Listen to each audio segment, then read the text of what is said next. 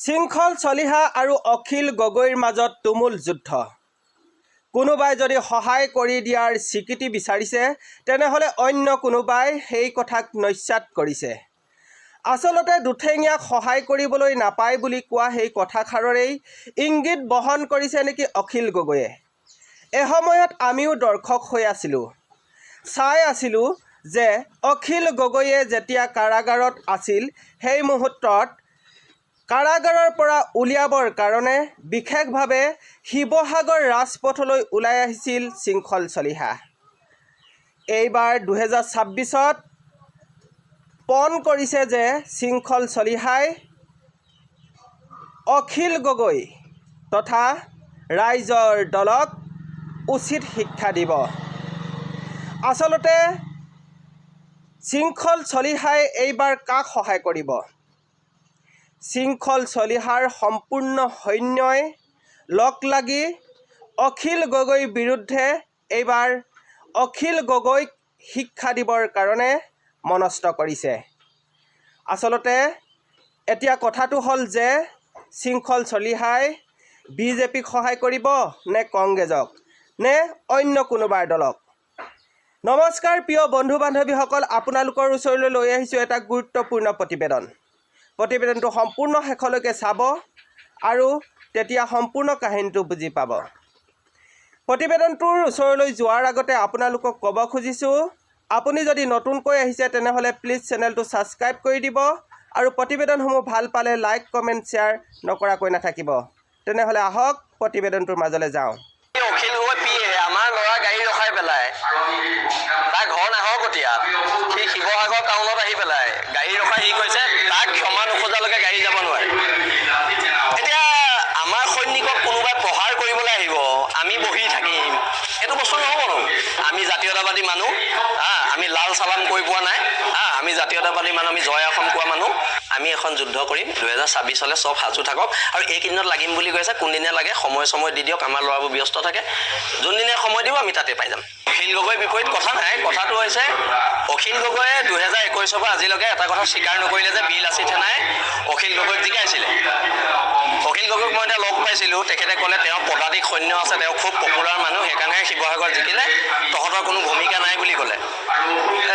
মোক গুৱাহাটীত ক'লে সেইদিনা। তাৰপৰা আমি একো নাই কথাবিলাক। এতিয়া কথাটো হৈছে বীৰ লাচিত সেনাৰ লগত এতিয়া সংঘাত কৰিব লৈছে ৰাইজৰ দলে। সংঘাতটো আমাৰ হ'ব লাগিছিলে বিজেপিৰ লগত, আমাৰ সংঘাতটো হৈছে ৰাইজৰ দলৰ লগত। কালি অখিল গগৈ পিয়ে আমাৰ ল'ৰা গাড়ী ৰখাই পেলাই তাৰ ঘৰ নাহৰকটীয়াত সি শিৱসাগৰ টাউনত আহি পেলাই গাড়ী ৰখাই সি কৈছে তাক ক্ষমা নোখোজালৈকে গাড়ী যাব নোৱাৰে। এতিয়া আমাৰ সৈনিকক কোনোবাই প্ৰহাৰ কৰিবলৈ আহিব, আমি বহি থাকিম, এইটো বস্তু নহ'ব ন। মই এতিয়া নেতৃত্বত আছোঁ, মই মোৰ সৈনিকক মাৰ খাব দিব নোৱাৰোঁ, আৰু ৰাইজৰ দলৰ সদস্য আছে, আমাৰ সেনা আছে, আমাৰ সৈনিক হয়, আমাৰ সদস্য নাইতো, আমি সৈনিক হয়। আৰু মই মোৰ সৈনিকক মাৰ খাব দিব নোৱাৰোঁ, কথাটো স্পষ্ট। আৰু যদি যুদ্ধ হয়, আৰু কথাবিলাক কি খালি পিছফালৰ পৰা হ'ব নালাগে। যদি লাগিম বুলি কৈছে লগালগ কওক, প্ৰেছত কওক, আমিও কম, সময় দিয়ক, জেগা দিয়ক, যাম।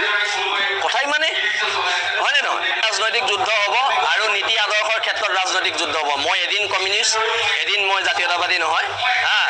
আমি জাতীয়তাবাদী মানুহ, আমি লাল চালাম কৰি পোৱা নাই, আমি জাতীয়তাবাদী মানুহ, আমি জয় অসম কোৱা মানুহ, আৰু এখন যুদ্ধ হ'ব। অখিল গগৈ নুই কৰি দিলে আৰু আপুনি কি কৈছে? বীৰ লাচিত সেনা সৈনিকৰ বাছ, তেওঁ আমাৰ নগাঁও জিলা সমিতিৰ সদস্য হয়।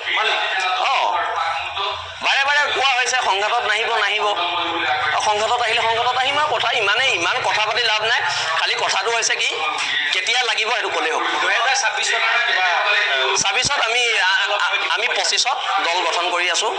আজি অলপ ক্ষোভত কৈ দিছোঁ, মই এনেই কোৱা নাছিলোঁ। 2025ত আমি দল গঠন কৰি আছোঁ আৰু যুদ্ধ হ'ব, আৰু খুব ধুনীয়া যুদ্ধ হ'ব। মহিলাগৰাকী মোৰ মামী হয়, ৰূপা বৰা মোৰ মামী হয়, কিন্তু কথাবিলাক প্ৰেক্টিকেল। গাড়ীখন বেয়া হোৱাৰ কাৰণে মানুহ এজনী প্ৰেছাৰ ষ্ট্ৰক হ'ব নোৱাৰে। গাড়ীখন ভাড়ালৈ লৈ গৈছে, গাড়ীখন বেয়া হৈছে, বেলেগ গাড়ী ঠিক কৰি দিছে। একদম ভুৱা অভিযোগ এইবিলাক। কিন্তু কথাটো হৈছে যদি সংঘাতটো বিচাৰিছে, সংঘাতটো হ'ব মানে, আমি আৰু বহি থাকিম নি আৰু এই সংখ্যাটোৰ পৰা শিৱসাগৰৰ পৰা এটা বেয়া মেছেজ গৈছে বুলি নেভাবো কেলে ভাবিম সিহঁতি লাগি লৈছে সিহঁতি মাফ কৈছে আমি লাগি লোৱা নাই না এতিয়া 2000 খালি বীৰ লাচিত সেনাৰ সৈনিকৰ নিৰাপত্তাৰ দায়িত্ব মই যিহেতু নেতৃত্বত আছোঁ মোৰ ওপৰত আছে আৰু মই কোনো সৈনিকৰ ওপৰত আঘাত হ'বলৈ নিদিওঁ শৃংখলচলীয়া নহয় প্ৰত্যাহ্বান বীৰ লাচিত সেনা অসম হ'ব হা মই অকলে এটা শক্তি নহয় যিহেতু নস্যাতে কৰিলে আমি জিকোৱা নাই বুলি তেওঁ বোলে পদাতিক সৈন্য আছিলে পদাতিক সৈন্যই জিকালে হা তেতিয়াহ'লে বীৰ লাচিত সেনা ল'ৰাবোৰ ওপৰত উৰি ফুৰিব লাগিব এই ইলেকশ্যনৰ সময়ত হয় নাই আমি ইগ'ৰ প্ৰব্লেম নাই জাতীয়তাবাদৰ প্ৰব্লেম আছে প্ৰব্লেমটো ইগ'ইষ্টিক নহয় জাতীয়তাবাদৰ লগত প্ৰব্লেম ইগ' প্ৰব্লেম হ'বলেতো অখিল গগৈ মোৰ প্ৰেমিকা নহয়তো ইগ' প্ৰব্লেম হ'বলে হা অখিল গগৈ মোৰ প্ৰেমিকা হ'লে বেলেগ কথা আছিলে যে মোৰ ইগ' প্ৰব্লেম হৈছে হয় নাই অখিল গগৈ মোৰ প্ৰেমিকা নহয়তো আৰু সেইকাৰণে আমি এখন যুদ্ধ কৰিম 2026 চব সাজু থাকক আৰু এইকেইদিনত লাগিম বুলি কৈছে কোনদিনে লাগে সময় দি দিয়ক আমাৰ ল'ৰাবোৰ ব্যস্ত থাকে যোনদিনে সময় দিব আমি তাতে পাই যাম হয় নাই আৰু আমি আকৌ মৰম কৰিলে খুব ধুনীয়াকৈ মৰম কৰোঁ